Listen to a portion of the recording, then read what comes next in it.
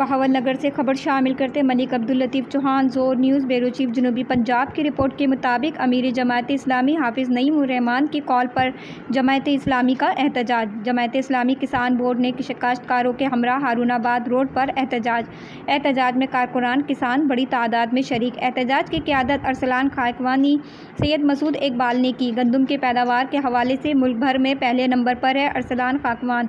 मुनज़्ज़म तरीके से किसानों का इस्तेहसाल किया जा रहा है। अरसलान खाकवानी बारदाना के हुसूल के लिए काश्तकार गंदम खरीद सेंटर पर ख्वार हो रहे हैं। अरसलान खाकवानी हुकूमती सरपरस्ती में माफिया बारदाने पर काबिज है। पाकिस्तान ज़रई मुल्क काश्तकार इंतहाई अहमियत का हामिल है। सैयद मसूद इकबाल जमात इस्लामी किसानों के माशी कत्ल के खिलाफ इनके साथ खड़ी है। सैयद मसूद इकबाल हुकूमत काश्तकारों के तहफ़्फ़ुज़ फराहम करने में नाकाम हो चुकी। रिपोर्ट कर रहे थे ब्यूरो चीफ अब्दुल लतीफ़ चौहान।